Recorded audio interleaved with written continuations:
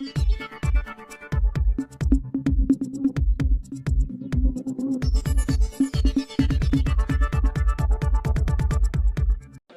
महोदय, दशावतार कलाकारांसाठी मी सन्माननीय मंत्री महोदयांनीच एक मीटिंग लावली होती 26 मे 2025 रोजी।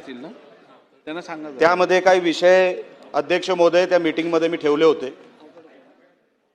एकतर त्यांच्या ओळखपत्राचा विषय, त्यांचं अनुदान आणि इतर ज्या काही गोष्टी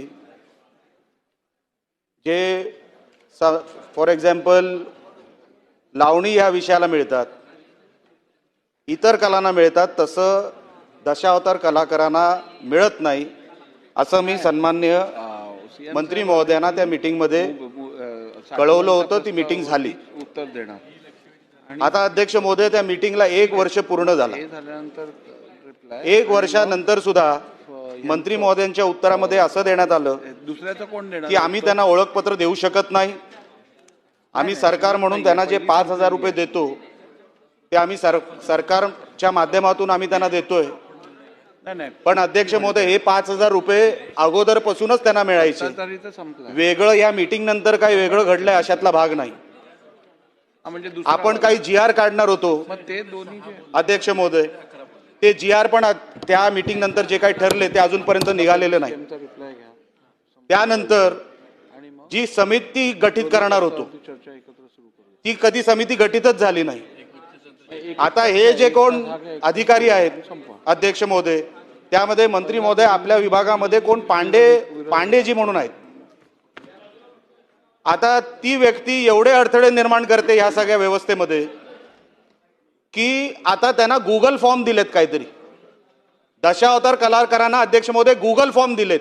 आता तो बिचारा गावात राहणारा व्यक्ती, हजारो कलाकार आहेत आमच्याकडे, त्यांना जर एवढं सगळं कळत असतं ते मागच्या काही अनेक वर्षांपासून झालं असतं ना। आता गुगल फॉर्म देऊन अधिकारी का जात नाही जिल्हा स्तरावर? मला हा प्रश्न आपल्याला विचारायचा मंत्री महोदय। अधिकारी जर एकदा जरी गेले असते, कलाकारांना एक हॉल कुठेतरी उपलब्ध करून दिला असता, ते सगळे कलाकार आले असते, आपल्या नोंदी झाल्या असत्या। अजूनपर्यंत वर्ष झालं तरी अध्यक्ष महोदय अजून नोंदी झालेल्या नाहीत। दशावतार कलाकारांना जसं लावणी महोत्सव होतो महाराष्ट्रामध्ये आणि तो महाराष्ट्र सरकार मार्फत होतो, या फेब्रुवारी 2026 मध्ये लावणी महोत्सव झाला अध्यक्ष महोदय। त्या लावणी महोत्सव मध्ये 3 दिवस तो लावणी महोत्सव घेण्यात आला। लावणीच्या कलाकारांना, त्यांच्या सम्राटांना महाराष्ट्र पुरस्कार, पद्मभूषण वगैरे वगैरे पुरस्कार मिळतात। आमचा दशावतार कलाकार इतक्या वर्षापासून तिथे कला सादर करतोय, आमच्या संस्कृतीचा एक भाग आहे। आमचा एक दशावताराच्या कलाकाराला तिकडे काही मिळालेलं नाही, एक पुरस्कार आमच्या दशावतार कलाकाराला मिळालेला नाही। इतके वर्ष झाली या कलेला अजूनपर्यंत आम्हाला एक पुरस्कार मिळालेला नाही अध्यक्ष महोदय। तो का मिळाला नाही हे कधी मंत्री महोदयांनी आम्हाला सांगावं। ओळखपत्र दिली नाहीत तर ह्या सगळ्या सरकारी योजना ज्या आहेत हे आम्ही बसवायच्या कशा? मी मागे पण तक्रार केली होती अध्यक्ष महोदय की माझा हा दशावतार कलाकार हा 4 ठिकाणी रोजंदारीवर काम करतो, ह्याची नोंदच जर झाली नाही तर आपण त्याला ह्या सगळ्या सरकारी स्कीम मध्ये घ्यायच्या कशा? कसं घ्यायचं आपण या लोकांना?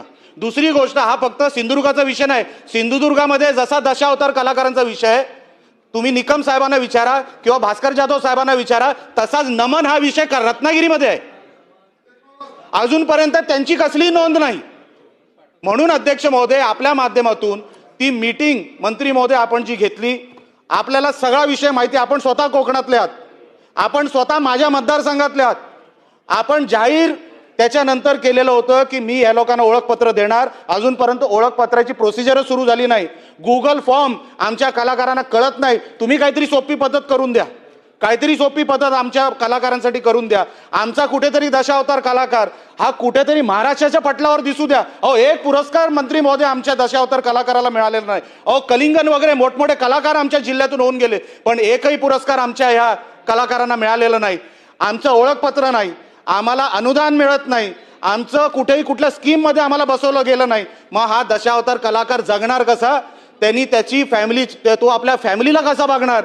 त्याचा उदरनिर्वाह कसं होणार? साहेब 5,000 रुपये, ते पण जर त्या त्यांची जी कोण हे आहे तो जो कोण टीम लीडर असतो त्यांचा त्यांनी जर प्रमुख असतो त्या टोळीचा, त्यांनी जर ठरवलं तर त्याला पैसे मिळणार, नाहीतर दशावतार कलाकारांना मंत्री महोदय पैसे मिळत नाही.